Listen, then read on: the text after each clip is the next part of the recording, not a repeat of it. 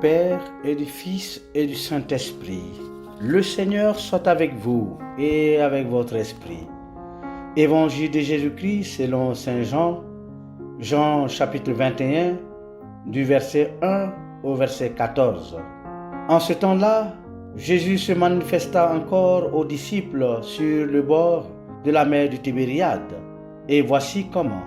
Il y avait là ensemble Simon-Pierre, avec Thomas, appelé Didyme, c'est-à-dire jumeau, Nathanaël de Cana de Galilée, les filles de Zébédée et deux autres de ses disciples. Simon-Pierre leur dit: « Je m'en vais à la pêche. » Ils lui répondent: « Nous aussi, nous allons avec toi. » Ils partirent et montèrent dans la barque. Or, cette nuit-là, ils ne prirent rien.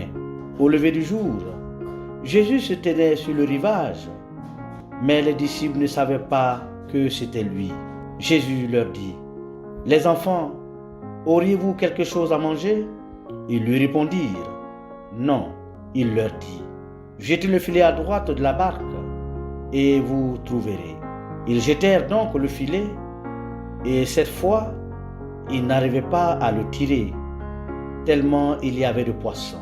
Alors, le disciple que Jésus aimait dit à Pierre: « C'est le Seigneur. » Quand Simon-Pierre entendit que c'était le Seigneur, il passa un vêtement, car il n'avait rien sur lui, et il se jeta à l'eau.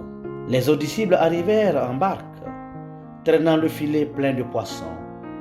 La terre n'était qu'à 100 de mètres. Une fois descendus à terre, ils aperçoivent déposé là un feu de braise avec du poisson posé dessus et du pain.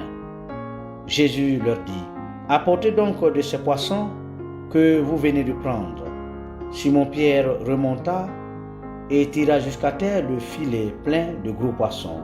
Il y avait 153, et malgré cette quantité, le filet ne s'était pas déchiré.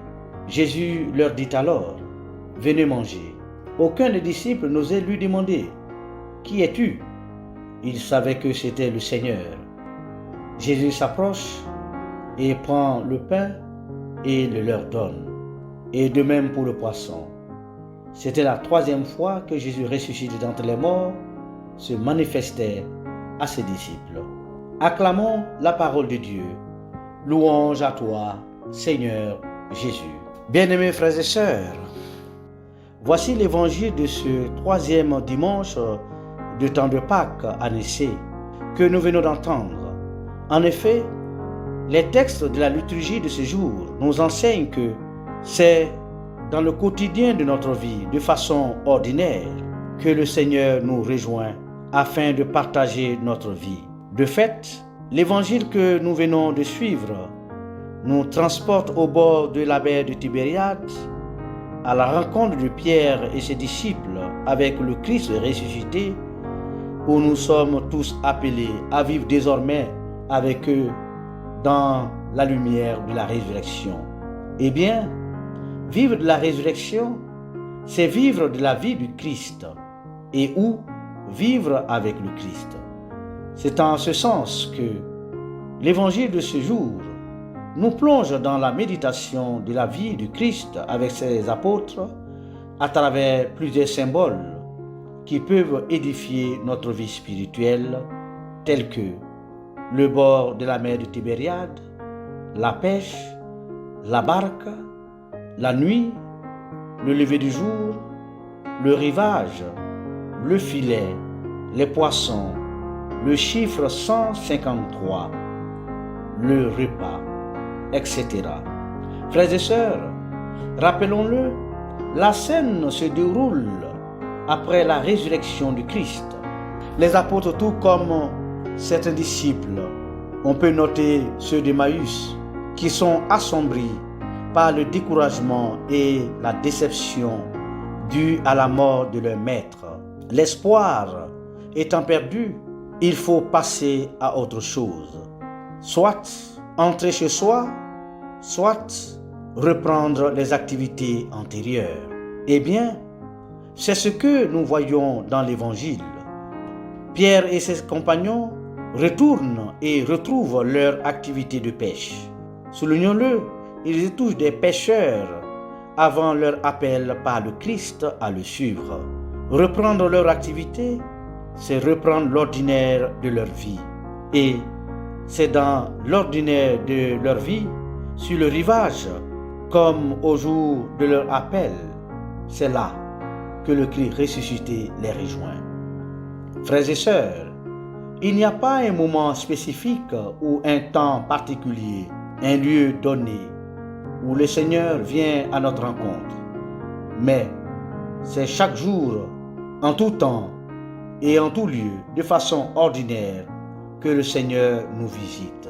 Alors, mon frère, ma sœur, quel est le rivage sur lequel le Seigneur me visite?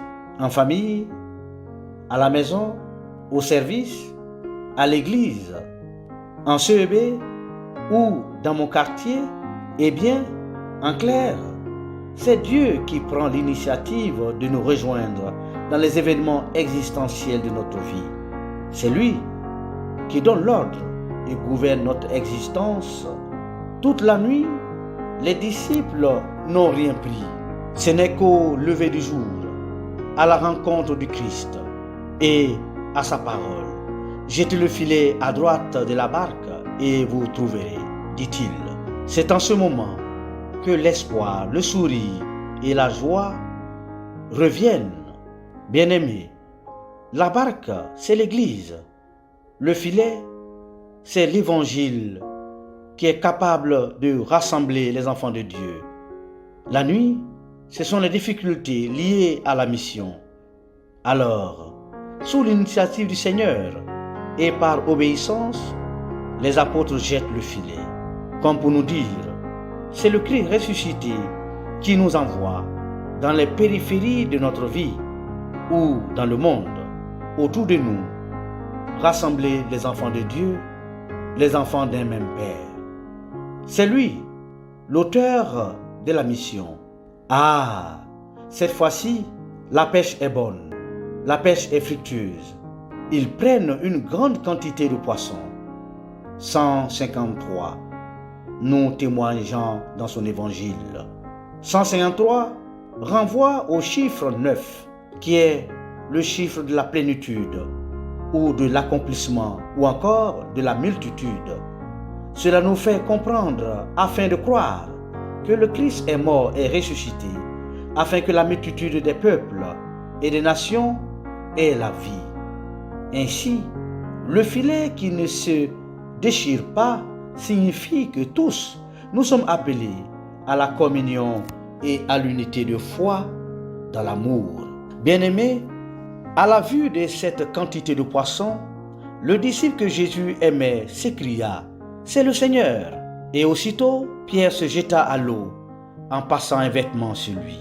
L'eau ici, c'est celle du bain de baptême pascal.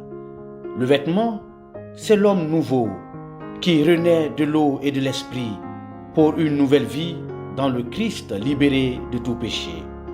Désormais renouvelé par les eaux du baptême, le Christ nous invite au repas de noces de l'agneau, où nous sommes régénérés et unis par le lien de son amour, par la communion eucharistique, en nous partageant sa vie à travers son corps et son sang qu'il nous donne en nourriture.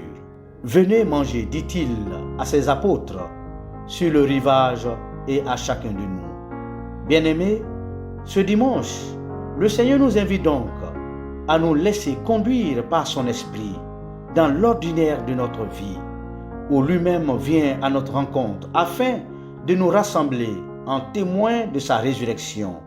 Laissons-nous conduire et guider par la lumière de sa résurrection, en nous laissant éclairer, rassurer par sa présence et nous communiquer son amour, sa paix et sa joie pour une vie nouvelle avec les autres. Puisse le Seigneur nous garder dans la joie et renouveler notre jeunesse pour plus de bien dans notre cœur, en prenant soin de nous et des autres. Amen.